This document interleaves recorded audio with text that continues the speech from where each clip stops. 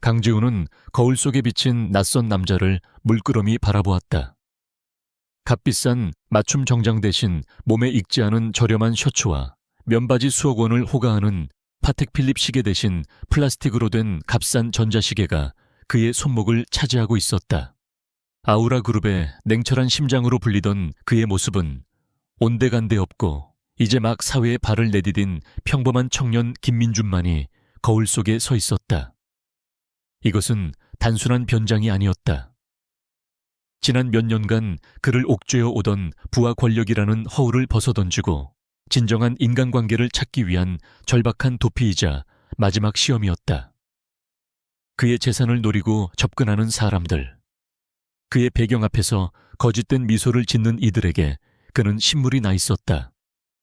진짜 자신을 봐줄 단 한 사람을 찾고 싶다는 갈망이 그를 이곳 아우라 그룹의 자회사인 아우라 스타일의 신입사원으로 이끌었다.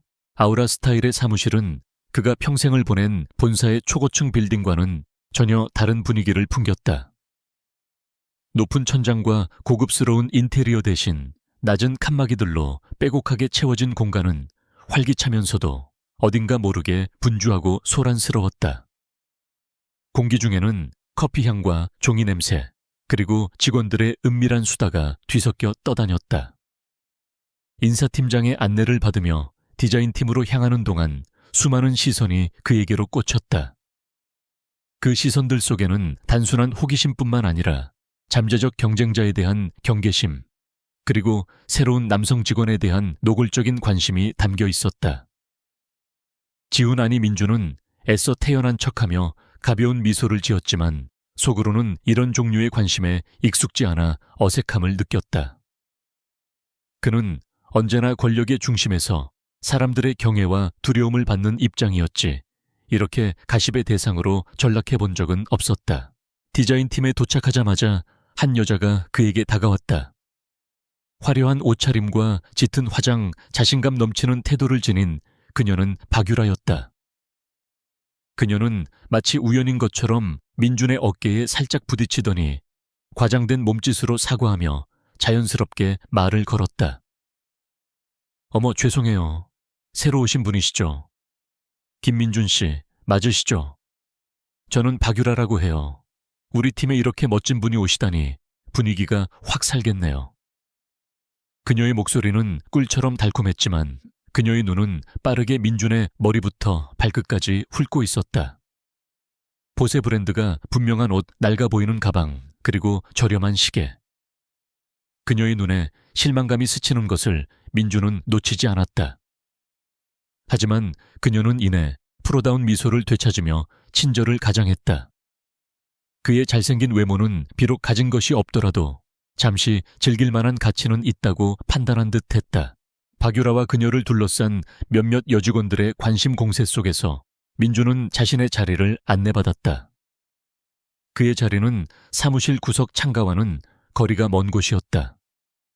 자리에 앉아 짐을 풀고 있을 때 그는 처음으로 한서연을 보았다. 그녀는 주변의 소란에는 전혀 아랑곳하지 않고 오직 자신의 모니터와 태블릿에만 집중하고 있었다. 그녀의 책상 위에는 디자인 시안들과 스케치들이 질서전견하게 쌓여 있었고 그녀의 옆모습은 무언가에 깊이 몰두한 장인의 그것처럼 진지하고 고요했다. 그녀는 박유라처럼 화려하게 꾸미지도 않았고 다른 직원들처럼 새로운 사람에 대한 호기심을 드러내지도 않았다. 그녀는 자신만의 세계에 단단히 뿌리내리고 있는 듯 보였다. 그 순간 민주는 그녀에게서 강한 이끌림을 느꼈다. 그것은 이성적인 매력이라기보다는 진정으로 자신의 일에 열정을 쏟는 사람에게서 느껴지는 순수한 경외감에 가까웠다. 점심시간이 되자 박유라가 기다렸다는 듯이 민준에게 다가와 함께 식사하자고 제안했다. 그녀의 주변에는 이미 몇몇 여직원들이 모여 하나의 무리를 형성하고 있었다. 민준은 거절할 명분이 없어 마지못해 그들을 따라 나섰다. 식사를 하는 내내 질문이 쏟아졌다. 어디 사는지, 가족은 어떻게 되는지, 전에 다니던 회사는 왜 그만두었는지. 민준은 미리 준비해둔 시나리오대로 대답했다. 서울 외곽의 작은 원룸에 살고 지방에 계신 부모님을 부양해야 하며 작은 회사에서 낮은 연봉으로 고생하다가 좀 더 나은 기회를 찾아 이곳으로 오게 되었다고. 그의 대답이 이어질수록 그를 향한 관심은 눈에 띄게 식어갔다. 특히 박유라의 표정 변화는 더욱 극적이었다. 그녀는 더 이상 질문을 던지지 않았고 스마트폰을 만지작거리며 지루하다는 기색을 노골적으로 드러냈다. 식사를 마치고 사무실로 돌아오는 길, 민주는 회사 근처의 작은 공원에서 잠시 혼자만의 시간을 가졌다. 예상했던 반응이었지만 직접 겪으니 씁쓸한 감정이 밀려왔다. 이것이 바로 그가 확인하고 싶었던 현실이었다. 사람들은 그의 내면이나 가능성보다는 그가 가진 배경과 물질적인 조건에 먼저 반응했다. 그의 재산이 사라지자 그를 둘러싸고 있던 화려한 관심과 거짓된 친절도 함께 사라져 버렸다. 그때 누군가 그의 옆 벤치에 조용히 앉았다. 고개를 돌리자 그곳에는 한서연이 있었다. 그녀는 손에 작은 스케치북과 연필을 들고 있었고 점심시간에 짧은 여유를 이용해 아이디어를 구상하러 나온 듯 했다. 그녀는 민준을 흘끗 보더니 가볍게 목례를 하고는 다시 자신의 스케치북으로 시선을 돌렸다. 어색한 침묵이 흘렀다. 민준은 무슨 말이라도 건네야 할 것 같았지만 섣불리 그녀의 평화를 깨고 싶지 않았다. 그녀는 자신을 향한 어떤 호기심도 평가의 시선도 보내지 않았다. 그녀에게 그는 그저 새로운 동료일 뿐 그 이상도 이하도 아닌 듯 했다. 한참 동안 스케치에 몰두하던 그녀가 갑자기 입을 열었다. 첫날이라 정신없으시죠? 저희 팀이 좀 시끄러워요. 그래도 다들 나쁜 사람들은 아니니까 너무 신경 쓰지 마세요. 그녀의 목소리는 차분하고 담담했다. 위로도 충고도 아닌 그저 사실을 전달하는 듯한 말투였다. 그리고 아까 점심 때 다들 너무 이것저것 물어봐서 불편하셨을 것 같아요. 대신 사과할게요. 그 말을 남기고 그녀는 자리에서 일어났다. 민주는 잠시 할 말을 잃었다. 그녀는 모든 것을 보고 있었던 것이다. 그리고 그녀는 다른 사람들처럼 그를 판단하는 대신 그의 입장을 헤아려 주었다. 오후 업무 시간 민주는 본격적으로 디자인팀의 업무를 파악하기 시작했다. 그가 맡은 첫 번째 임무는 한서연이 진행 중인 프로젝트의 보조 역할이었다. 팀장은 그에게 서연의 작업 스타일을 배우며 업무에 적응하라고 지시했다. 민주는 그녀의 자리로 다가가 조심스럽게 말을 걸었다. 한서연 씨, 제가 뭘 도와드리면 될까요? 서연은 모니터에서 눈을 떼지 않은 채 옆에 쌓여있는 자료들을 가리켰다. 이 자료들 시장조사 데이터인데 카테고리별로 정리해서 보고서 양식에 맞춰 입력해 주세요. 양식은 공유 폴더에 있어요. 그녀의 지시는 군더더기 없이 명확했다. 그녀는 민준을 신입사원으로 대할 뿐 그가 그룹 회장의 아들이라는 사실은 꿈에도 모른 채 오직 업무적인 능력으로만 그를 대하고 있었다. 민준은 왠지 모를 안도감과 함께 기분 좋은 긴장감을 느꼈다. 자료를 정리하는 작업은 단순했지만 그 양이 방대했다. 민준은 몇 년 만에 직접 해보는 실무에 집중하며 시간을 보냈다. 그는 간혹 고개를 들어 서연을 FFF. 그녀는 여전히 미동도 없이 자신의 작업에 몰두하고 있었다. 그녀의 손끝에서 새로운 디자인이 탄생하는 과정을 훔쳐보는 것은 꽤나 흥미로운 경험이었다. 그녀는 진정으로 자신의 일을 사랑하는 것 같았다. 퇴근 시간이 가까워지자 사무실은 다시 소란스러워졌다.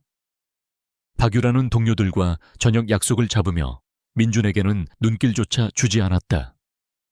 그녀에게 가난한 신입사원 김민준은 이제 더 이상 관심의 대상이 아니었다. 민준은 씁쓸한 미소를 지으며 자신의 짐을 챙겼다. 그의 첫날은 그렇게 저물어 가고 있었다. 수많은 거짓된 관심 속에서 그는 아주 작지만 진실된 하나의 가능성을 발견했다. 모두가 퇴근하고 텅 빈 사무실에 민준과 서연 단둘만 남았다. 서연은 여전히 작업을 마무리하느라 여념이 없었다. 민준은 그녀에게 방해가 될까 싶어 조용히 자리에서 일어났다. 먼저 들어가 보겠습니다. 그의 말에 서연은 그제야 고개를 들었다. 그녀의 눈은 피곤해 보였지만 여전히 빛나고 있었다. 네, 수고하셨어요. 내일 봬요. 짧은 인사를 나누고 사무실을 나서는 민준의 발걸음은 가벼웠다. 그는 자신의 비싼 차가 주차된 먼 곳의 주차장까지 걸어가면서 오늘 하루를 되돌아보았다. 사람들의 속물근성을 확인하는 씁쓸한 실험이었지만 그 속에서 한서연이라는 예상치 못한 변수를 만났다. 그녀는 그의 가면 뒤에 있는 진짜 모습을 궁금해하지도 그의 초라한 겉모습을 경멸하지도 않았다. 그녀는 그저 묵묵히 자신의 자리를 지키며 자신의 방식으로 타인을 배려할 줄 아는 사람이었다. 어쩌면 그가 찾고 있던 진정한 관계의 실마리를 그녀에게서 찾을 수 있을지도 모른다는 희미한 기대감이 그의 마음속에 싹트기 시작했다. 다음 날부터 강지훈의 본격적인 가난한 신입사원 김민준 되기 프로젝트가 시작되었다. 그는 의도적으로 자신의 궁핍함을 드러내는 장치들을 하나씩 꺼내 보였다. 첫 번째 시험대는 점심시간이었다. 어제 비싼 레스토랑에서 억지로 웃으며 밥값을 계산하던 박유라와 동료들에게 그는 오늘 전혀 다른 모습을 보여주기로 마음먹었다. 모두가 회사 근처 맛집으로 향할 때 민주는 책상 서랍에서 작은 도시락통을 꺼냈다. 김치볶음밥과 계란 프라이 하나. 단출하다 못해 초라해 보이는 그의 점심은 순식간에 디자인팀의 가십거리로 떠올랐다. 박유라는 보란듯이 큰 소리로 말했다. 어머, 민준 씨는 도시락 싸왔나 봐. 정말 알뜰하다. 알뜰하다는 말에는 가시가 돋쳐 있었고 그 말을 들은 몇몇 여직원들이 숨죽여 웃는 소리가 민준의 귀에 똑똑히 들렸다. 그들은 값비싼 파스타와 스테이크 사진을 찍어 SNS에 올리며 자신들의 점심을 과시했다. 그들에게 점심은 단순한 식사가 아니라 자신의 사회적 지위와 취향을 드러내는 일종의 의식과도 같았다. 그런 그들에게 김민준의 김치볶음밥 도시락은 이해할 수 없는 혹은 경멸스러운 풍경일 뿐이었다. 민준은 애써 태연하게 밥을 먹었지만 등 뒤로 꽂히는 시선들이 따가웠다. 그는 이런 노골적인 무시와 경멸을 처음 겪어보는 것이 아니었지만 CEO 강지훈이 아닌 김민준으로서 겪는 모욕감은 또 다른 차원의 상처를 남겼다. 잠시 후 한서연이 탕비실에서 컵을 들고 자리로 돌아오다가 그의 도시락을 흘끗 보았다. 그녀는 아무 말도 하지 않았다. 그저 평소처럼 무심한 표정으로 자신의 자리에 앉아 업무를 시작할 뿐이었다. 그녀의 무관심이 차라리 위안이 되었다. 오후가 되자 민준의 두 번째 시험이 시작되었다. 팀 회의 도중 그의 주머니에서 요란한 벨소리가 울렸다. 최신 스마트폰에 세련된 벨소리가 아니라 구형 피처폰에나 있을 법한 단순하고 촌스러운 멜로디였다. 모든 사람의 시선이 그에게 집중되었고 민준은 당황한 얼굴로 허둥지둥 주머니를 뒤져 전화를 껐다. 액정이 군데군데 깨져 있고 반응 속도도 느린 그의 낡은 스마트폰은 그의 가난을 증명하는 또 하나의 완벽한 소품이었다. 박유라는 노골적으로 비웃음을 터뜨렸고 팀장은 못마땅하다는 듯 혀를 찼다. 회의가 끝난 후 박유라는 동료들에게 속삭였다. 세상에 저런 핸드폰을 아직도 쓰는 사람이 있다니. 박물관에서나 볼 수 있는 거 아니야. 그들의 비웃음은 날카로운 칼날이 되어 민준의 자존심을 베었다. 그날 오후 서연은 민준에게 다가와 작은 USB 하나를 건넸다. 아까 회의 자료인데 용량이 커서 민준 씨 핸드폰으로는 전송이 안 될 것 같아서요. 여기에 담아왔어요. 그녀의 말은 사실에 기반한 배려였지만 그 안에는 어떤 동정이나 무시의 감정도 담겨 있지 않았다. 그저 문제 해결을 위한 가장 효율적인 방법을 제시할 뿐이었다. 민준은 잠시 그녀를 바라보았다. 그녀의 눈은 여전히 그의 겉모습이 아닌 그가 처리해야 할 업무에만 초점이 맞춰져 있었다. 그는 감사 인사를 전하며 USB를 건네받았다. 그리고 잠시 후 자리로 돌아온 민주는 자신의 책상 위에 놓인 작은 캔커피 하나를 발견했다. 누가 놓고 갔는지 알 수 없었지만 그는 왠지 모르게 그것이 서연의 소행일 것이라고 짐작했다. 따뜻한 온기가 남아있는 캔커피가 그의 차가워진 마음을 조금이나마 녹여주는 것 같았다. 며칠 동안 민준의 간한 연기는 계속되었다. 그는 일부러 탕비실에서 다른 직원들이 들을 수 있도록 통화하는 척을 했다. 고향에 계신 어머니에게 생활비를 붙여드려야 해서 이번 달은 허리띠를 졸라매야 한다는 내용이었다. 혹은 친구에게 학자금 대출 이자가 밀렸다고 하소연하기도 했다. 그의 사적인 통화 내용은 순식간에 사무실 전체로 퍼져나갔고 김민주는 얼굴만 잘생긴 빈털털이라는 소문은 기정사실이 되었다. 그 후로 박유라와 그녀의 무리는 민준을 투명 인간 취급하기 시작했다. 그들은 더 이상 그에게 말을 걸지도 점심을 함께 먹자고 제안하지도 않았다. 그에게서 얻어낼 것이 아무것도 없다고 판단한 그들의 태도는 얼음장처럼 차갑고 단호했다. 지우는 그들의 지독한 현실 인식과 계산적인 태도에 허수음이 나왔다. 반면 한서연의 행동은 여전히 예측 불가능했다. 그녀는 민준의 소문에 전혀 관심을 보이지 않았지만 업무적으로는 그를 더욱 꼼꼼하게 챙겼다. 그녀는 민준이 업무에 서툴거나 실수를 하면 다른 사람들 앞에서는 결코 지적하지 않았다. 대신 조용히 그를 회의실로 부르거나 메신저를 통해 잘못된 부분을 정확하게 알려주었다. 그녀의 방식은 그의 자존심을 지켜주면서도 그가 팀의 일원으로 제대로 성장할 수 있도록 돕는 것이었다. 한 번은 민준이 야근을 하며 보고서를 작성하고 있을 때였다. 복잡한 데이터 분석에 막혀 골머리를 앓고 있던 그에게 퇴근하던 서연이 다가왔다.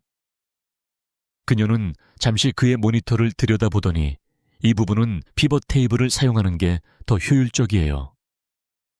제가 알려드릴까요? 라고 물었다. 그녀는 약 30분 동안 자신의 퇴근 시간도 잊은 채 그에게 친절하고 상세하게 함수 사용법을 설명해 주었다. 그녀의 도움 덕분에 민주는 보고서를 무사히 마칠 수 있었다.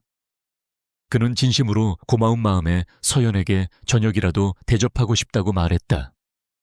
하지만 서연은 손을 내저으며 거절했다. 아니에요. 같은 팀원끼리 돕는 건 당연한 일이잖아요. 그리고 전 원래 남에게 신세 지는 거 별로 안 좋아해서요.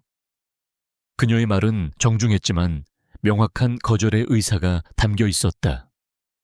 그녀는 그에게 어떤 사적인 여지도 주지 않으려는 듯했다.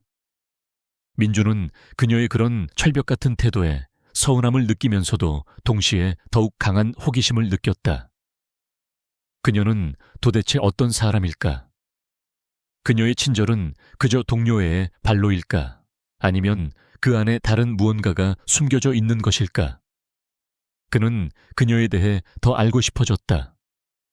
그녀의 무심한 표정 뒤에 감춰진 진짜 얼굴이 궁금했다. 어느 금요일 저녁 디자인팀은 회식을 하게 되었다. 민주는 또다시 시험대에 오르게 되었다. 비싼 고깃집에서 열린 회식 자리에서 사람들은 자연스럽게 그의 주머니 사정을 떠올렸다. 박유라는 비아냥거리듯 말했다. 팀장님, 오늘 제대로 쏘시는 거죠? 우리 불쌍한 민준 씨 부담 갖지 않게 말이에요. 분위기는 순간 싸늘해졌고 민준의 얼굴은 굳어졌다. 그때 침묵을 깨고 나선 것은 의외로 한서연이었다. 박유라 씨 말 좀 가려서 하세요. 동료에게 그런 식으로 말하는 건 예의가 아니죠. 그녀의 목소리는 낮고 차분했지만 그 안에는 단호한 힘이 실려 있었다. 박유라는 당황한 얼굴로 그녀를 쏘아보았지만 서연은 물러서지 않고 그녀를 똑바로 마주보았다. 두 여자 사이에 팽팽한 긴장감이 흘렀다. 팀장이 황급히 나서서 분위기를 수습했지만 이미 엎질러진 물이었다. 그날 이후 민준을 향한 서연의 작은 친절과 배려가 단순한 동정이나 의무감이 아니었음을 모두가 어렴풋이 짐작하게 되었다. 회식이 끝나고 집으로 돌아가는 길. 민준은 밤늦게까지 이어진 술자리 때문에 비틀거렸다. 그는 일부러 대리운전을 부르지 않고 버스를 타기 위해 정류장으로 향했다. 그때 뒤에서 누군가 그의 팔을 붙잡았다. 한서연이었다. 그녀는 걱정스러운 눈으로 그를 바라보며 말했다. 집이 어디예요? 많이 취한 것 같은데. 제가 택시 태워다 드릴게요. 민주는 괜찮다고 손사래를 쳤지만 그녀는 고집을 꺾지 않았다. 결국 그는 그녀가 잡아준 택시에 올라탔다. 택시 안에서 그녀는 창밖만 바라볼 뿐 아무 말도 하지 않았다. 민주는 그런 그녀의 옆모습을 물끄러미 바라보았다. 오늘 자신을 위해 나서주었던 그녀의 모습이 자꾸만 떠올랐다. 그는 술기운을 빌려 용기를 내어 물었다. 서연 씨, 오늘 왜 제 편을 들어주신 거예요? 그녀는 한참 만에 입을 열었다. 편을 든 게 아니에요. 저는 그냥 옳지 않은 것을 바로잡았을 뿐이에요. 누구든 사람을 그의 배경이나 조건으로 판단하고 무시해서는 안 된다고 생각해요. 그녀의 대답은 그가 예상했던 것 이상으로 그의 마음을 깊이 파고들었다. 그녀는 진정으로 강하고 올곧은 사람이었다. 그의 위장된 가난 속에서 그는 진짜 보석을 발견한 것 같았다. 회식 다음 날 사무실의 공기는 미묘하게 달라져 있었다. 박유라와 그녀의 무리는 한서연을 대놓고 피했고 그녀의 등 뒤에서 날선 수군거림을 주고받았다. 하지만 서연은 조금도 개의치 않았다. 그녀는 여전히 자신의 자리를 묵묵히 지켰고 오직 눈앞의 업무에만 집중했다. 그녀의 그런 태연함은 오히려 박유라를 더욱 초라하게 만들었다. 강지훈은 그런 서연의 모습을 지켜보며 그녀에 대한 존경심을 키워갔다. 그는 그녀가 가진 조용하지만 강한 힘에 매료되었다. 그때 팀장이 회의실로 디자인팀 전원을 소집했다. 중요한 프로젝트가 시작된다는 공지였다. 모두의 시선이 팀장의 입에 집중되었다. 프로젝트의 이름은 아우라 프리미엄 라인이었다. 아우라 스타일에 미래가 걸려 있다고 해도 과언이 아닐 정도로 중요한 프로젝트였다. 팀장은 비장한 표정으로 프로젝트의 개요를 설명한 뒤 담당자를 발표했다. 이번 프로젝트의 메인 디자이너는 한서연 씨가 맡게 될 겁니다. 그리고 김민준 씨가 어시스턴트 디자이너로서 서연 씨를 도와 프로젝트를 함께 진행해 주세요. 발표가 끝나자 회의실은 순간 정적에 휩싸였다. 모두가 의아한 눈으로 팀장과 두 사람을 번갈아 쳐다보았다. 에이스 디자이너인 한서연과 들어온 지 얼마 되지도 않은 그것도 빈털털이라고 소문난 신입사원의 조합이라니. 특히 박유라의 얼굴에는 노골적인 불쾌감과 질투심이 서려 있었다. 그녀는 자신이 아닌 한서연이 그것도 김민준과 함께 중책을 맡게 된 것을 도저히 받아들일 수 없었다. 회의가 끝나고 자리로 돌아오자마자 민준은 서연에게 조심스럽게 물었다. 제가 잘 해낼 수 있을까요? 아직 모르는 게 너무 많은데 서연 씨에게 짐만 되는 건 아닐지 걱정됩니다. 그는 일부러 자신감 없는 모습을 보이며 그녀의 반응을 살폈다. 서연은 잠시 그를 쳐다보더니 단호한 목소리로 말했다. 그런 걱정은 접어두세요. 팀장님께서 민준 씨를 선택한 데에는 그만한 이유가 있을 거라고 생각해요. 짐이 될지 힘이 될지는 앞으로 민준 씨가 하기 나름이에요. 저는 제 파트너를 믿고 제 일에만 집중할 겁니다. 그녀의 말에는 묘한 신뢰가 담겨 있었다. 그녀는 그의 배경이나 소문이 아닌 오직 팀원 김민준으로서의 가능성을 보고 있는 듯했다. 민준은 그녀의 말에 깊은 감명을 받았고 이번 프로젝트를 통해 반드시 그녀에게 인정받고 말겠다고 다짐했다. 본격적으로 프로젝트가 시작되자 두 사람은 눈코 뜰 새 없이 바빠졌다. 그들은 함께 시장 조사를 나가고 밤늦게까지 사무실에 남아 아이디어 회의를 했다. 함께하는 시간이 길어질수록 민주는 서연의 새로운 모습들을 발견하게 되었다. 일에 있어서는 누구보다 냉철하고 완벽주의자였지만 가끔씩 지쳐 보일 때면 어린아이처럼 순수한 표정을 짓기도 했다. 한 번은 늦은 밤 두 사람 모두 지쳐서 잠시 휴식을 취하고 있을 때였다. 민준이 캔커피를 건네자 서연은 피식 웃으며 말했다. 민준 씨는 꼭 내가 지쳐 보일 때마다 커피를 주네요. 혹시 내 표정을 읽는 초능력이라도 있어요? 그녀의 농담에 민준은 잠시 할 말을 잃었다. 늘 무심하고 차가워 보였던 그녀가 처음으로 보여준 의외의 모습이었다. 그 순간 그의 심장이 작게 쿵하고 내려앉았다. 프로젝트는 순조롭게 진행되는 듯했지만 곧 첫 번째 난관에 부딪혔다. 1차 시안을 들고 최 이사에게 보고를 하러 들어갔을 때였다. 최 이사는 아우라 스타일의 실질적인 권력자이자 지훈이 본사에서부터 예의주시하고 있던 인물이었다.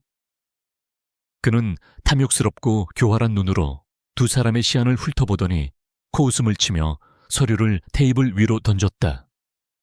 이게 지금 시안이라고 가져온 겁니까? 이런 아마추어 같은 디자인으로 프리미엄 라인을 만들겠다니 회사를 우습게 하는 모양이군. 그의 비판에는 어떤 구체적인 근거도 논리도 없었다. 그저 폄하하고 깎아내리기 위한 독설일 뿐이었다. 서연의 얼굴이 하얗게 질렸다. 그녀는 자신의 디자인에 대한 자부심이 강한 사람이었다. 그런 그녀에게 최 이사의 말은 날카로운 비수처럼 가슴에 박혔다. 서연은 물러서지 않았다. 그녀는 떨리는 목소리를 가다듬고 자신들의 디자인 컨셉과 시장 분석 데이터를 조목조목 설명하며 최 이사의 주장을 반박하기 시작했다. 이사님, 저희 시안은 최근 소비자 트렌드와 글로벌 시장 동향을 철저히 분석하여 도출한 결과물입니다. 이사님께서 구체적으로 어떤 부분이 문제라고 생각하시는지 말씀해 주시면 즉시 수정 보완하겠습니다. 그녀의 당당한 태도에 최 이사의 미간이 꿈틀거렸다. 그는 자신의 권위에 도전하는 직원을 가장 혐오했다. 그는 더욱 싸늘한 목소리로 말했다. 내가 전문가인데 내 눈에 별로라는데 무슨 설명이 더 필요해. 당장 가져가서 처음부터 다시 해와. 내 마음에 들 때까지. 그의 말은 일방적인 통보였다. 더 이상의 대화는 무의미했다. 무거운 침묵 속에서 두 사람은 고개를 숙인 채 이사실을 나올 수밖에 없었다. 사무실로 돌아오는 내내 서연은 아무 말도 하지 않았다. 그녀의 굳게 담은 입술과 떨리는 어깨가 그녀가 얼마나 큰 상처와 분노를 느끼고 있는지를 말해주고 있었다. 민주는 그런 그녀를 보며 가슴이 찢어지는 듯한 고통을 느꼈다. 그에게는 최 이사 같은 인물을 단번에 해고해버릴 수 있는 힘이 있었다. 하지만 그는 지금 김민준이라는 가면을 쓰고 있었다. 그는 아무것도 할 수 없었다. 자신의 무력함에 치가 떨렸다. 그는 서연에게 다가가 조심스럽게 위로의 말을 건넸다. 서연 씨, 너무 상심하지 마세요. 최 이사님이 오늘따라 기분이 안 좋으셨나 보죠. 우리 디자인 저는 정말 좋다고 생각해요. 그의 위로에 서연은 그제야 고개를 들었다. 그녀의 눈에는 눈물이 그렁그렁 맺혀 있었다. 고마워요, 민준 씨. 그렇게 말해주는 사람이 있어서 다행이네요. 그녀는 애써 미소를 지어 보였다. 그날 이후로 최 이사의 방해는 더욱 노골적이고 집요해졌다.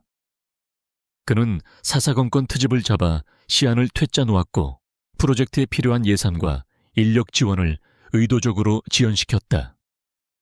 모두가 이것이 최 이사가 한서연을 길들이기 위한 치졸한 복수라는 것을 알고 있었지만 누구도 감히 나서서 그를 막지 못했다. 프로젝트는 점점 산으로 갔고 서연은 지쳐갔다. 그녀는 매일 밤늦게까지 홀로 사무실에 남아 씨름했지만 해결의 실마리는 보이지 않았다. 민주는 그런 그녀의 곁을 묵묵히 지켰다. 그가 할 수 있는 일은 그녀의 자료 정리를 돕고 따뜻한 커피를 타주고 그녀의 하소연을 들어주는 것뿐이었다. 하지만 그런 작은 위로들이 서연에게는 큰 힘이 되었다. 그녀는 자신도 모르는 사이에 점점 민준에게 의지하기 시작했다. 어느 늦은 밤 또다시 최이색에서 퇴짜를 맞고 망연자실해 있던 서연이 갑자기 울음을 터뜨렸다. 나 이제 더는 못하겠어요. 내가 뭘 그렇게 잘못했다고 나한테 이러는 건지 모르겠어요. 그냥 다 포기하고 싶어요. 그녀의 서러운 울음소리가 텅 빈 사무실을 가득 메웠다. 민주는 더 이상 참을 수 없었다. 그는 그녀에게 다가가 망설임 끝에 그녀의 어깨를 조심스럽게 감싸 안았다. 갑작스러운 그의 행동에 서연의 울음이 멎었다. 그녀는 놀란 눈으로 그를 올려다보았다. 민주는 그녀의 젖은 눈을 바라보며 진심을 담아 말했다. 포기하지 마세요.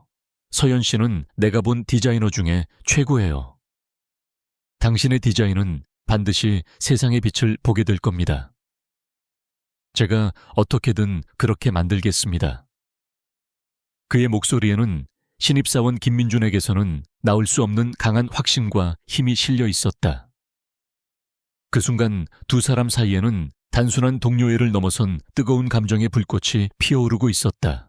그날 밤 강지훈의 위로를 받으며 울음을 터뜨렸던 한서연은 다음날 아침 마치 아무 일도 없었다는 듯이 다시 단단한 갑옷을 입고 출근했다.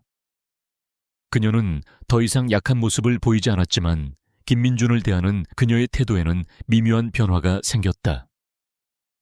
이전에는 업무적인 파트너로서의 거리가 느껴졌다면 이제는 그를 함께 싸우는 전우처럼 혹은 그 이상의 무언가로 여기는 듯한 눈빛을 종종 내비쳤다. 그녀는 더 이상 그의 앞에서 자신의 생각이나 감정을 숨기려 애쓰지 않았다. 두 사람 사이에는 말없이도 서로를 이해하고 지지하는 굳건한 유대감이 형성되기 시작했다. 지우는 이런 변화가 싫지 않았다. 아니, 오히려 그의 심장을 설레게 했다. 그는 그녀의 세계에 조금 더 깊이 발을 들여놓고 싶다는 강한 욕망을 느꼈다. 얼마 후 회사는 분기별 우수사원 시상식을 겸한 공식 만찬을 개최했다. 장소는 시내의 고급 호텔 연회장이었다. 직원들은 모두 이날을 위해 한껏 멋을 냈고 연 회장은 화려한 드레스와 값비싼 정장, 그리고 눈부신 보석들로 반짝였다. 민주는 옷장 구석에 있던 유일한 정장을 꺼내 입었다. 브랜드도 없는 기성복 매장에서 저렴하게 구입한 옷이었다. 연 회장에 들어서는 순간 그는 자신이 이곳과 어울리지 않는 이방인임을 직감했다. 모두가 그를 위아래로 훑어보았고 그들의 시선 속에는 노골적인 경멸과 동정이 뒤섞여 있었다. 특히 박유라와 그녀의 무리는 보란듯이 그를 비웃었다. 어머, 저 옷 좀 봐. 대학생 졸업사진 찍으러 온 줄 알았네. 그들의 조롱 섞인 목소리가 그의 귓가를 파고들었다. 민주는 애써 무시하며 연 회장 구석으로 향했다. 그는 이런 종류의 모욕에 점차 무뎌지고 있었다. 하지만 마음 한구석이 시리고 아픈 것은 어쩔 수 없었다. 그때 누군가 그의 옆으로 다가왔다. 한서연이었다. 그녀는 심플하지만 우아한 남색 드레스를 입고 있었고 평소와는 다른 모습에 민주는 순간 숨을 멈췄다. 그녀는 정말 아름다웠다. 서연은 샴페인 잔을 든 채 아무렇지 않게 그의 옆에 서서 말을 걸었다. 이런 자리 정말 숨막히지 않아요. 다들 진짜 자기 모습은 숨긴 채 가면을 쓰고 춤추는 인형들 같아요.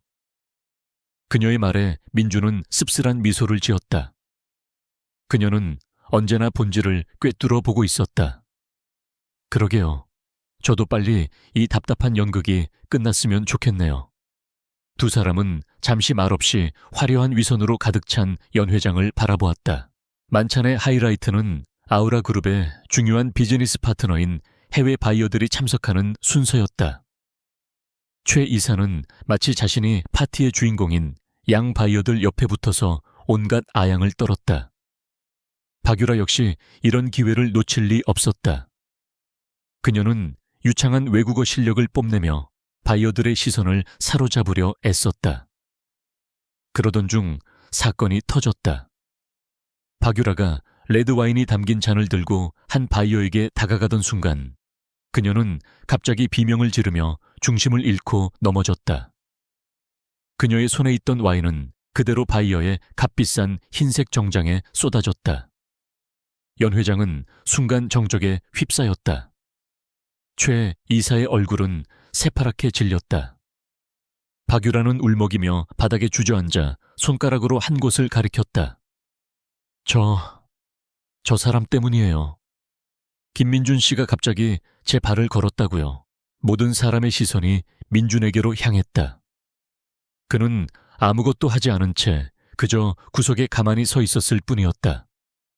하지만 아무도 그의 말을 믿어주려 하지 않았다. 박유라의 영예는 너무나도 실감났고 사람들은 가난한 신입사원이 질투심에 눈이 멀어 대형 사고를 쳤다고 수군거리기 시작했다. 최 이사는 기다렸다는 듯이 그에게 달려와 멱살을 잡을 기세로 소리쳤다. 이 미친 자식, 네가 지금 무슨 짓을 한 줄 알아? 당장 이 자리에서 무릎 꿇고 사죄하지 못해 절체절명의 순간이었다. 민주는 자신의 신분을 밝히고 이 모든 부조리한 상황을 끝내버리고 싶은 충동에 휩싸였다. 하지만 그가 입을 열기도 전에 차갑고 단호한 목소리가 연 회장을 갈랐다. 그만하시죠, 이사님. 목소리의 주인공은 한서연이었다. 그녀는 조용하지만 단호한 걸음으로 무리의 중심을 향해 걸어 나왔다. 그녀는 당황한 초에 이사와 눈물을 흘리는 박유라를 차례로 쳐다본 뒤 침착하게 입을 열었다. 제가 바로 옆에서 모든 것을 똑똑히 봤습니다. 김민준 씨는 가만히 서 있었고 발을 건 것은 박유라 씨 자신입니다. 스스로 헛디뎌 넘어진 것을 동료에게 뒤집어 씌우는 건 비겁한 행동이죠. 그녀의 말은 거침이 없었다. 연 회장은 다시 한번 충격에 휩싸였다. 회사에서 가장 조용하고 자신의 일 외에는 절대 관여하지 않던 한서연이 그것도 모두가 보는 앞에서 최 이사와 박유라에게 정면으로 맞서는 장면은 그 누구도 상상하지 못했던 일이었다. 박유라는 얼굴이 새빨개져서 소리쳤다. 네가 뭘 안다고 함부로 말해. 너도 저 자식이랑 한패야.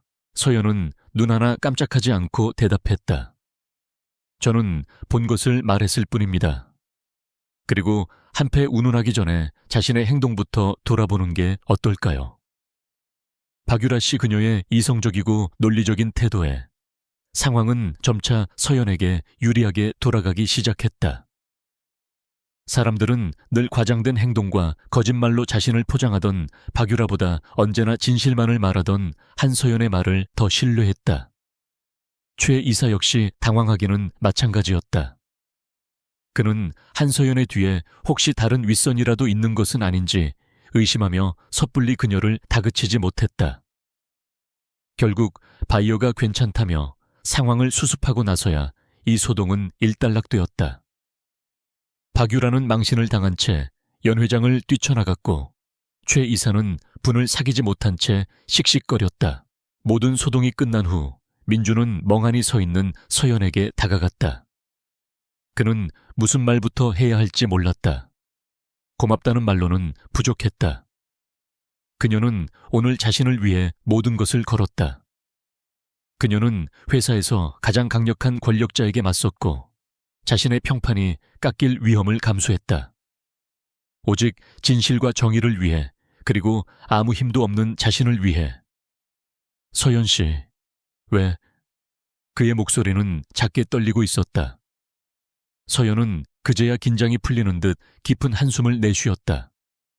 그녀는 민준을 바라보며 희미하게 미소를 지었다. 그냥 보고만 있을 수가 없었어요. 불의를 보고도 침묵하는 건 제 방식이 아니거든요. 그녀의 대답은 너무나도 그녀다웠다. 민준은 가슴속에서 뜨거운 무언가가 울컥하고 치밀어 오르는 것을 느꼈다. 그는 더 이상 자신의 감정을 숨길 수 없었다. 이것은 단순한 호감이나 존경심이 아니었다. 사랑이었다. 만찬이 끝나고 각자 집으로 돌아갈 시간, 민준은 호텔 밖에서 서연을 기다렸다. 그는 그녀에게 꼭 해야 할 말이 있었다. 잠시 후 그녀가 연 회장에서 나왔다. 그는 그녀에게 다가가 떨리는 목소리로 입을 열었다. 오늘 정말 고마웠습니다. 제 인생에서 누군가 저를 위해 그렇게 나서준 건 처음이었어요. 그의 진심 어린 고백에 서연의 얼굴이 살짝 붉어졌다. 그녀는 어색한 듯 시선을 피하며 말했다. 별 말씀을요. 아까도 말했지만 당연히 해야 할 일을 했을 뿐이에요. 아닙니다. 저에게는 당연한 일이 아니었어요. 서연 씨는 저에게 아주 특별한 사람입니다. 그의 돌직구 같은 고백에 서연은 당황한 듯 아무 말도 하지 못했다. 그 순간 두 사람 사이에는 어색하지만 설레는 기류가 흘렀다. 그들의 관계는 오늘을 기점으로 다시 한번 그리고 돌이킬 수 없이 변화하고 있었다. 호텔 만찬 사건 이후 김민준과 한서연의 관계는 사무실 내 모든 이들의 초미의 관심사가 되었다. 두 사람은 이제 단순한 프로젝트 파트너를 넘어 동료들 사이에서 공공연한 커플로 여겨졌다. 박유라는 굴욕감에 고개를 들지 못했고 최 이사는 두 사람을 바라보는 눈의 살기를 품었다. 하지만 정작 당사자들은 주변의 시선에 아랑곳하지 않았다. 오히려 역경 속에서 두 사람의 관계는 더욱 단단해졌다. 함께 야근을 하며 컵라면을 나눠 먹고 지친 서로의 어깨를 토닥여주는 소소한 일상 속에서 그들의 감정은 짙은 묵처럼 깊어지고 있었다. 강지우는 김민준으로서 보내는 이 시간이 진심으로 행복했다. 태어나서 처음으로 그는 돈이나 권력이 아닌 한 사람의 순수한 인간으로서 사랑받고 있다는 느낌을 받았다. 그러나 그들의 행복은 오래가지 않았다. 공개적으로 망신을 당한 최 이사는 복수의 칼날을 갈고 있었다. 그는 한서연의 꺾이지 않는 자존심과 그녀의 곁을 지키는 김민준이라는 존재가 자신의 권력에 대한 심각한 위협이라고 판단했다. 특히 두 사람이 진행하는 아우라 프리미엄 라인 프로젝트가 성공적으로 마무리될 경우 자신의 입지는 더욱 좁아질 것이 불보듯 뻔했다. 그는 더 이상 두 사람을 가만히 내버려 둘 수 없었다. 그는 자신의 비자금을 관리해주던 부패한 원단 공급업체 사장과 은밀히 접촉하여 두 사람을 한 번에 나락으로 떨어뜨릴 치명적인 함정을 파기 시작했다. 어둠 속에서 날아갈 독화살이 조용히 시위를 떠날 준비를 하고 있었다. 최 이사의 계략은 교묘하고 잔인했다. 그는 프로젝트의 최종 프로토타입 제작 단계에서 서연이 결제한 최고급 원단 대신 겉보기에는 비슷하지만 내구성이 현저히 떨어지는 불량 원단을 몰래 바꿔치기 했다. 그리고 모든 서류상의 기록은 마치 서연이 실수로 저렴한 불량 업체를 선택한 것처럼 완벽하게 조작해 놓았다.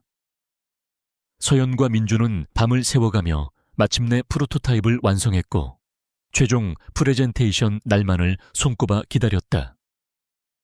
그들은 자신들의 노력이 곧 결실을 맺으리라는 부푼 기대감에 차 있었다. 그들 앞에 어떤 거대한 그림자가 드리워져 있는지도 모른 채 그들은 너무 순수했고 최 이사는 너무나도 악랄했다. 마침내 운명의 프레젠테이션 날이 밝았다. 본사 임원들과 해외 바이어들까지 참석한 중요한 자리였다. 서연은 약간 긴장했지만 옆에서 자신을 향해 격려의 미소를 보내주는 민준 덕분에 용기를 낼 수 있었다. 그녀는 자신감 넘치는 목소리로 프레젠테이션을 시작했다. 디자인 컨셉과 시장성 분석 그리고 마케팅 전략까지 그녀의 발표는 흠잡을 데 없이 완벽했다. 이제 마지막으로 프로토타입을 공개하는 순서만 남아있었다. 모두의 기대 어린 시선 속에서 마네킹이 입고 있는 의상 위로 눈부신 조명이 쏟아졌다. 디자인은 훌륭했다. 모두가 감탄사를 터뜨리는 순간 끔찍한 일이 벌어졌다. 강렬한 조명의 열기를 견디지 못한 불량 원단이 마치 마법처럼 변색되기 시작하더니 이음새 부분이 힘없이 찢어져 버린 것이다. 연 회장은 순식간에 아수라장이 되었다. 사람들의 감탄은 경악으로 기대는 실망과 분노로 바뀌었다. 서연은 눈앞에서 벌어진 일을 믿을 수 없다는 듯 하얗게 질린 얼굴로 주저앉았다. 민준 역시 충격에 휩싸였다. 그는 이것이 단순한 사고가 아님을 직감했다. 그때 최 이사가 기다렸다는 듯이 단상 위로 뛰어 올라왔다. 그는 분노에 찬 목소리로 소리쳤다.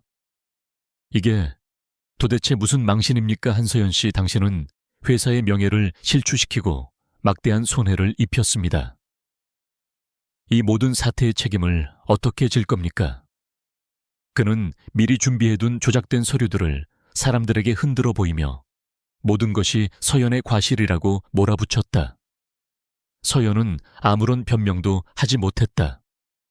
그녀는 거대한 음모에 덫에 완벽하게 걸려들었고 속수무책으로 당할 수밖에 없었다. 상황은 최 이사의 의도대로 흘러갔다. 그는 즉시 긴급징계위원회를 소집했고 한서연의 해고를 공식 안건으로 상정했다. 징계위원회는 형식적인 절차에 불과했다.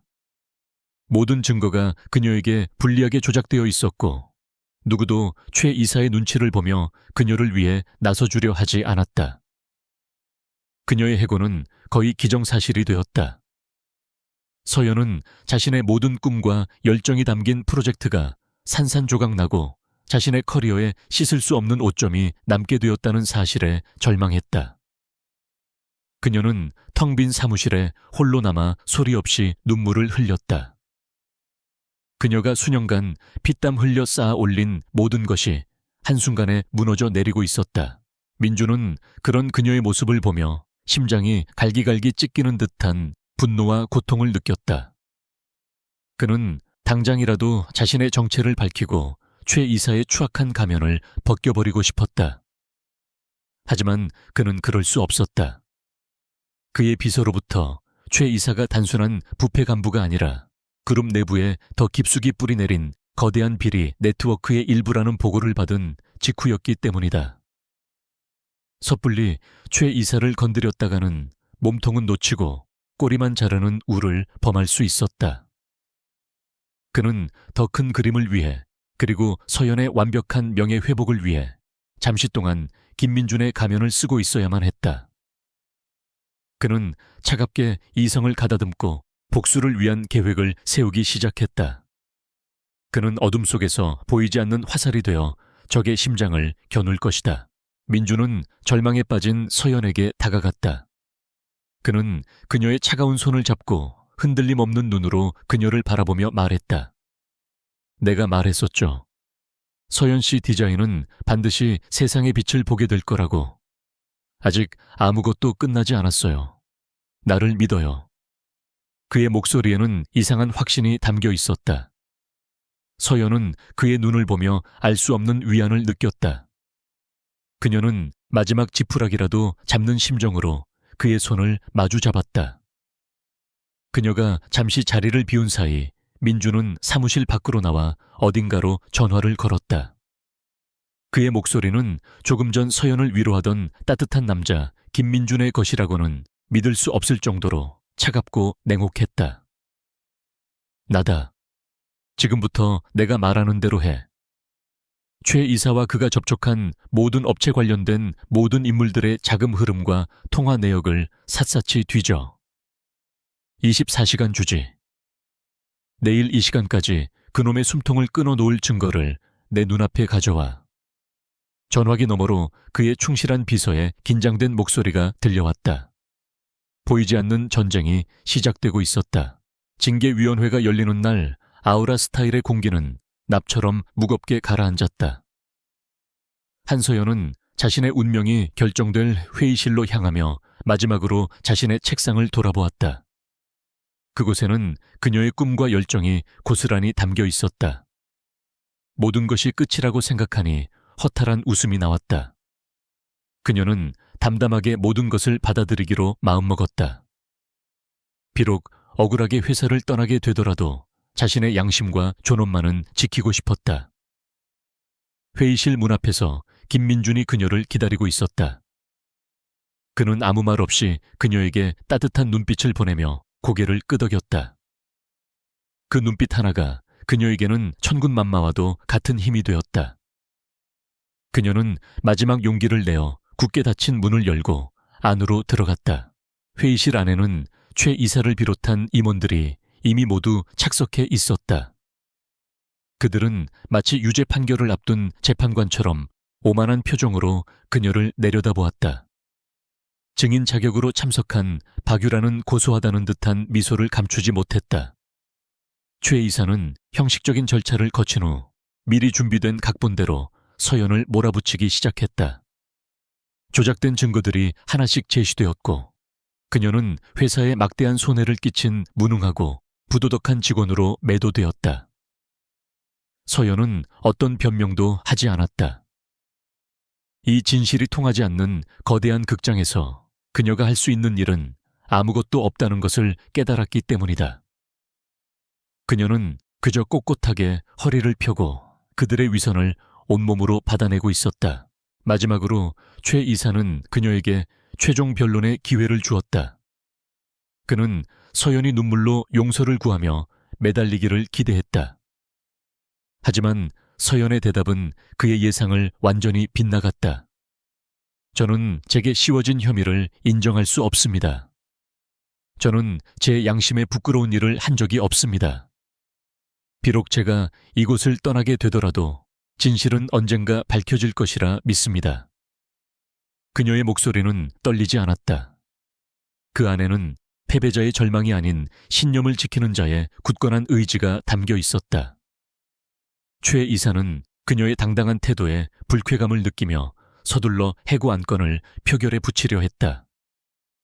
그의 입가에 승리의 미소가 번지는 순간이었다. 그때 육중한 회의실 문이 소리 없이 열렸다. 모두의 시선이 문 쪽으로 향했다. 그곳에는 한 남자가 서 있었다. 값비싼 맞춤 정장에 머리부터 발끝까지 압도적인 아우라를 뿜어내는 남자. 그의 양옆에는 본사 법무팀장과 비서실장이 그림자처럼 그를 호위하고 있었다. 회의실에 있던 모든 사람들이 숨을 멈췄다. 처음에는 아무도 그 남자의 정체를 알아보지 못했다. 하지만 곧 몇몇 임원들의 얼굴이 경악으로 물들기 시작했다. 그 남자는 바로 지난 몇 주간 사무실에서 온갖 무시와 조롱을 받던 신입사원 김민준이었기 때문이다. 하지만 지금 그의 모습은 더 이상 그들이 알던 초라한 김민준이 아니었다. 그의 눈빛은 얼음장처럼 차가웠고 그가 뿜어내는 위압감은 회의실의 공기를 얼어붙게 만들었다. 남자는 천천히 회의실 안으로 걸어들어와 최 이사가 앉아있던 상석으로 향했다. 최 이사는 자신도 모르게 자리에서 벌떡 일어났다. 그의 얼굴은 공포로 하얗게 질려 있었다. 남자는 최 이사를 경멸의 눈빛으로 한번 훑어본 뒤 회의실에 모인 모든 사람들을 향해 나지막하지만 분명한 목소리로 입을 열었다. 소개가 늦었군. 나는 아우라 그룹의 회장 강지훈이다. 그 한마디는 천둥과도 같았다. 회의실은 충격과 혼돈에 휩싸였다. 임원들은 사색이 되어 어쩔 줄 몰라 했고 박유라는 입을 벌린 채 그대로 굳어버렸다. 오직 한 사람 한서연만이 믿을 수 없다는 표정으로 마치 다른 세상의 사람처럼 변해버린 그를 멍하니 바라보고 있었다. 그녀가 알던 따뜻하고 순박했던 김민주는 어디에도 없었다. 강지훈은 비서실장에게 눈짓했다. 비서실장은 준비해온 노트북을 회의실 대형 스크린에 연결했다. 곧이어 스크린 위로 충격적인 증거들이 하나씩 펼쳐지기 시작했다. 최 이사가 불량 원단 업체로부터 거액의 뇌물을 받은 계좌, 이체 내역 두 사람이 이번 음모를 꾸미는 내용이 고스란히 담긴 통화 녹음 파일, 그리고 물류 창고 CCTV에 찍힌 원단 바꿔치기 현장 영상까지. 증거는 완벽했다. 최 이사는 온몸을 부들부들 떨며 바닥에 주저앉았다. 그는 아닙니다. 모함입니다 회장님이라고 외쳤지만 그의 절규는 공허한 메아리가 되어 사라질 뿐이었다. 강지훈은 싸늘한 목소리로 말했다. 최 이사 당신의 더러운 연극은 이제 끝났어. 그는 법무팀장에게 지시했다. 이 자를 횡령, 배임, 무고 등 적용 가능한 모든 죄목을 붙여서 당장 검찰에 넘겨.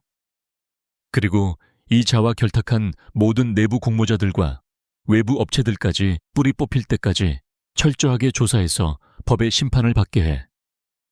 그의 명령은 단호하고 거침이 없었다. 보안 요원들이 들어와 무너진 최 이사를 끌고 나갔다.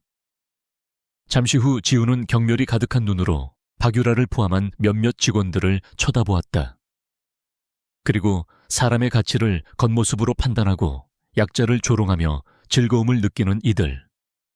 아우라 그룹에는 당신들처럼 천박한 인성을 가진 사람들을 위한 자리는 없어. 오늘부로 전원 해고야. 그의 말 한마디에 그들의 운명이 결정되었다. 그들은 아무런 말도 하지 못한 채 고개를 숙이고 회의실을 나갔다. 모든 소란이 끝나고 회의실에는 정적이 흘렀다. 조금 전까지 서연의 죄를 묻던 임원들은 이제 고개도 들지 못한 채 지훈의 처분만을 기다리고 있었다. 지훈은 그들에게는 눈길조차 주지 않았다. 그의 시선은 오직 한 사람 한서연에게만 고정되어 있었다. 그녀는 여전히 충격에서 벗어나지 못한 채 혼란스러운 눈으로 그를 바라보고 있었다. 안도감, 고마움, 그리고 그보다 더 큰 배신감. 수많은 감정들이 그녀의 마음속에서 소용돌이치고 있었다. 지훈은 천천히 그녀에게로 다가갔다. 회장 강지훈의 냉혹한 가면, 뒤로 그녀를 걱정하는 남자 김민준의 얼굴이 희미하게 비쳤다. 그는 그녀의 앞에서 멈춰 서서 세상에서 가장 어렵고 절실한 목소리로 입을 열었다. 서연 씨, 모든 걸 설명하게 해줘요. 그 순간 두 사람의 세상에는 오직 서로만이 존재했다. 강지훈의 충격적인 고백 이후 한서연의 세상은 온통 뒤죽박죽이 되었다. 하루아침에 그녀의 누명은 벗겨졌고 그녀를 벼랑 끝으로 몰았던 이들은 모두 대가를 치렀다.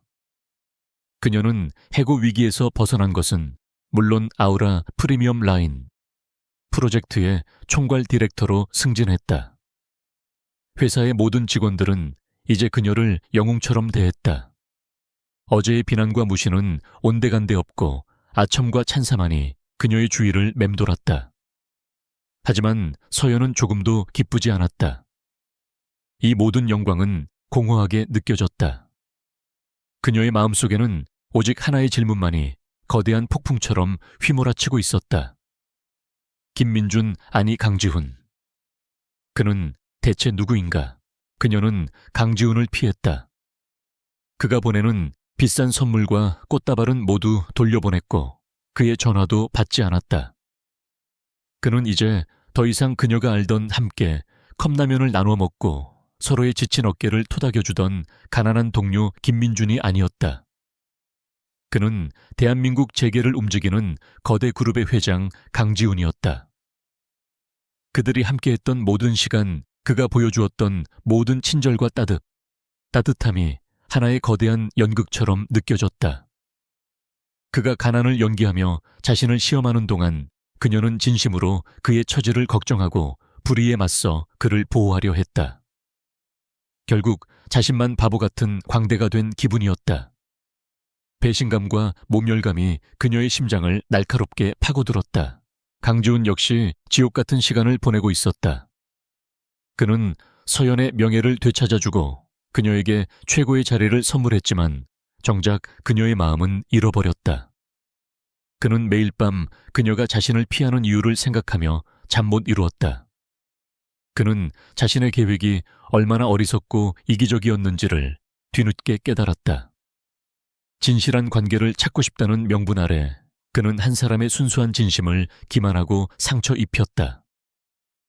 그는 회장으로서 모든 것을 가졌지만 한 여자 앞에서는 아무것도 가지지 못한 빈털터리였다. 그는 어떻게든 그녀의 오해를 풀고 자신의 진심을 전해야만 했다. 그는 더 이상 값비싼 선물이나 권력의 힘이 아닌 오직 진심으로 그녀에게 다가가기로 결심했다. 어느 날 저녁 서연은 퇴근길에 회사 앞에서 자신을 기다리고 있는 강지훈과 마주쳤다. 그는 더 이상 값비싼 정장 차림이 아니었다. 처음 회사에 들어왔던 김민준처럼 평범한 셔츠와 면바지를 입고 있었다. 그의 손에는 화려한 꽃다발 대신 그녀가 좋아하던 작은 길거리 붕어빵 봉투가 들려 있었다. 서연은 그를 지나치려 했지만 지훈이 그녀의 앞을 막아섰다. 그의 눈빛은 애처로웠다. 제발 딱 10분만, 아니 5분이라도 좋으니까 내 얘기 좀 들어줘요. 그의 간절한 목소리에 서연의 마음이 흔들렸다. 그녀는 차갑게 그를 외면하고 싶었지만 발걸음이 떨어지지 않았다. 결국 그녀는 마지못해 고개를 끄덕였다. 두 사람은 회사 근처의 작은 공원 벤치에 나란히 앉았다. 예전 점심시간에 그녀가 그에게 처음으로 말을 걸었던 바로 그 장소였다. 지훈은 따뜻한 붕어빵을 그녀에게 건네며 어렵게 입을 열었다. 내가 왜 그런 거짓말을 했는지 당신은 아마 이해하기 힘들 거예요. 나는 평생을 사람들의 거짓된 미소와 계산된 친절 속에서 살아왔어요. 아무도 나라는 사람 자체를 봐주지 않았죠. 그들은 오직 내 배경과 내가 가진 돈만을 봤으니까. 그의 목소리에는 깊은 외로움과 상처가 배어 있었다. 그래서 모든 걸 버리고 평범한 사람이 되어보고 싶었어요. 진짜 나를 알아봐주고 내 겉모습이 아닌 내면을 사랑해줄 단 한 사람을 찾고 싶었어요. 그게 내 유일한 소원이었습니다. 그는 서연을 바라보았다. 그의 눈에는 진심이 가득했다. 처음엔 단순한 호기심이었을지도 몰라요. 하지만 당신을 알아가면서 나는 내 계획이 얼마나 어리석었는지를 깨달았어요. 당신은 내가 만든 시험에 통과한 사람이 아니에요. 당신은 내 얼어붙었던 세상을 통째로 흔들고 내 인생의 의미를 다시 생각하게 만든 유일한 사람입니다.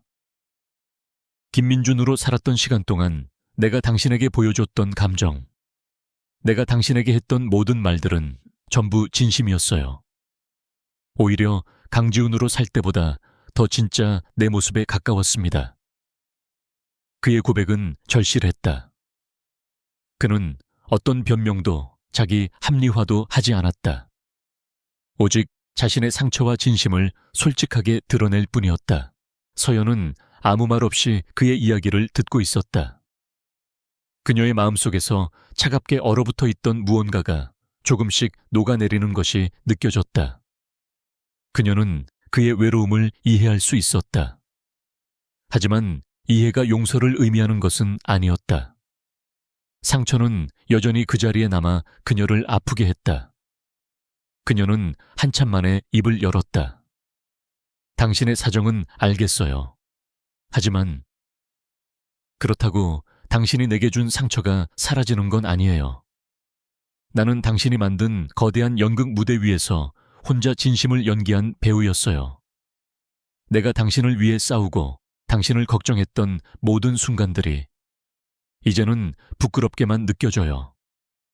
그녀의 목소리는 작게 떨리고 있었다. 나는 당신을 어떻게 봐야 할지 모르겠어요. 당신은 내가 알던 김민준인가요? 아니면 나를 속인 강지훈 회장님인가요? 그녀의 질문은 날카로운 비수가 되어 지훈의 심장에 박혔다. 그는 할 말을 잃었다. 그가 부순 것은 그녀의 믿음이었고 한번 깨진 신뢰는 다시 붙이기가 너무나도 어려웠다. 서연은 자리에서 일어났다. 생각할 시간이 필요해요. 그 말을 남기고 그녀는 뒤돌아서 공원을 떠났다. 지훈은 멀어져 가는 그녀의 뒷모습을 그저 멍하니 바라볼 수밖에 없었다. 그는 자신의 거짓말로 인해 두 사람 사이에 얼마나 깊고 거대한 강이 생겨버렸는지를 깨달았다. 그는 이제 이 강을 건너기 위해 그의 인생에서 가장 어렵고 긴 싸움을 시작해야만 했다. 권력이나 돈이 아닌 오직 시간과 진심이라는 무기만을 가지고서 한서연이 떠나간 공원 벤치에 홀로 남은 강지훈은 아주 오랫동안 그 자리를 뜨지 못했다. 그는 자신의 거짓말이 만든 깊은 상처와 그로 인해 생긴 두 사람 사이에 아득한 거리를 실감하며 자책했다. 하지만 그는 주저앉아 절망만 하고 있지는 않을 것이라 다짐했다. 그녀의 마음을 되돌리는 것이 불가능에 가까운 일이라 할지라도 그는 포기하지 않을 생각이었다. 다음 날부터 강지훈은 변하기 시작했다. 그는 더 이상 회장의 권위로 그녀에게 다가가려 하지 않았다. 대신 그는 다시 김민준이 되기로 했다. 물론 신분을 속인다는 뜻이 아니었다. 그녀가 사랑했던, 그리고 그 자신도 진정한 자신의 모습이라 느꼈던 김민준의 방식으로 그녀에게 진심을 보여주기로 한 것이다. 그는 더 이상 그녀에게 비싼 선물을 보내지 않았다. 대신 그는 아침 일찍 출근하여 그녀가 오기 전에 그녀의 책상 위에 따뜻한 커피와 작은 메모를 남겨두었다. 메모에는 식사 거르지 말아요. 오늘도 힘내요. 같은 짧은 응원의 메시지가 적혀 있었다. 그녀가 야근을 할 때면 그는 회장실에서 모든 것을 지켜보고 있다가 비서를 통해 그녀가 좋아하는 떡볶이와 따뜻한 어묵 국물을 배달시켰다. 누구에게서 온 것인지 밝히지 않은 채. 그는 그녀의 주변을 맴돌았지만 결코 그녀에게 부담을 주거나 선을 넘지는 않았다. 그저 묵묵히 그녀가 자신을 필요로 할 때 언제든 기댈 수 있는 그림자가 되어 주었다. 서연은 처음에는 그의 노력을 애써 외면했다. 하지만 그의 꾸준하고 진심 어린 행동에 그녀의 마음속 얼음벽은 조금씩 녹아내리고 있었다. 그녀는 그가 남긴 쪽지를 참아버리지 못하고 서랍 속에 모아두었고 밤늦게 배달된 따뜻한 야식을 먹으며 자신도 모르게 입가에 미소를 짓기도 했다. 무엇보다 그녀를 놀라게 한 것은 회사에서의 그의 변화였다. 그는 더 이상 냉철하고 칼 같은 회장이 아니었다. 그는 직원들의 의견에 귀를 기울였고 그들의 고충을 이해하려 노력했다. 특히 디자인팀 회의에 직접 참석하여 실무적인 조언을 아끼지 않는 그의 모습은 예전 김민준이 보여주었던 열정과 진지함을 떠올리게 했다. 그녀는 깨닫기 시작했다. 김민준은 그의 연기가 아니라 그가 본래 가지고 있던 또 다른 모습이었음을. 그러던 어느 날 아우라 프리미엄 라인 프로젝트가 또다시 위기에 봉착했다. 해외 시장을 겨냥한 새로운 디자인이 번번이 현지 바이어들의 혹평을 받으며 난관에 부딪힌 것이다. 서연은 총괄 디렉터로서 엄청난 압박감에 시달렸다. 그녀는 며칠 밤을 새워가며 새로운 디자인을 구상했지만 좀처럼 돌파구가 보이지 않았다. 모두가 퇴근한 깊은 밤 홀로 사무실에 남아 절망감에 빠져있던 그녀의 앞에 강지훈이 나타났다. 그는 회장으로서 명령을 내리러 온 것이 아니었다. 그는 셔츠 소매를 걷어붙인 채 그녀의 책상 앞에 앉아 말했다. 혼자 끙끙 앓지 말고 같이 해봅시다. 우리 예전처럼. 그 순간 서연의 눈앞에 있는 남자는 회장 강지훈이 아니라 든든한 파트너 김민준이었다. 두 사람은 그날 밤 동이 틀 때까지 함께 머리를 맞대고 씨름했다. 서연이 창의적인 아이디어를 내면 지훈은 자신의 폭넓은 경험과 날카로운 사업적 감각으로 그것을 현실화할 수 있는 방법을 제시했다. 그의 조언은 언제나 정확하고 핵심을 꿰뚫었다. 그녀는 깨달았다. 김민준의 따뜻함과 강지훈의 능력이 결합되었을 때 그는 얼마나 멋지고 든든한 사람이 될 수 있는지를. 오랜 마라톤 회의 끝에 두 사람은 마침내 모두를 만족시킬 만한 혁신적인 디자인을 완성해냈다. 떠오르는 아침 햇살이 두 사람의 지친 얼굴을 비추었다. 그들은 서로를 바라보며 오랜만에 환하게 웃었다. 함께 위기를 극복하고 난 후 두 사람 사이의 어색한 공기는 완전히 사라졌다. 서연은 더 이상 그를 밀어내지 않았다. 그녀는 마침내 자신의 감정을 솔직하게 인정하기로 했다. 그녀는 그를 사랑했다. 그의 이름이 김민준이든 강지훈이든 그의 직위가 신입사원이든 회장이든 상관없이 그녀는 그의 본질을 사랑했다. 며칠 후 서연은 먼저 지훈에게 저녁 식사를 제안했다. 두 사람이 만난 곳은 비싼 레스토랑이 아니라 예전에 그들이 함께 갔던 작은 분식집이었다. 떡볶이와 순대를 앞에 두고 서연은 어렵게 입을 열었다. 그동안 화나서 미안했어요. 사실은 당신보다 내 자신에게 더 화가 났던 것 같아요. 김민준 씨를 너무 많이 그리워하는 내 자신이 한심해서. 그녀의 고백에 지훈의 눈시울이 붉어졌다. 그는 테이블 위로 손을 뻗어 그녀의 손을 조심스럽게 잡았다. 아니야, 서연 씨. 모든 건 내 잘못이었어. 내가 당신에게 준 상처 평생을 두고 갚아나갈게. 그러니 제발 나에게 기회를 한 번만 더 줘요. 이번에는 절대 당신을 속이거나 실망시키지 않을게. 세상에서 가장 행복한 여자로 만들어줄게. 그의 진심 어린 약속에 서연은 눈물을 흘리며 고개를 끄덕였다. 두 사람은 오랫동안 서로의 손을 잡은 채 말없이 서로를 바라보았다. 더 이상의 말은 필요 없었다. 그들의 눈빛이 모든 것을 말해주고 있었다. 시간이 흘러 두 사람은 아우라 그룹의 공식적인 커플이 되었다.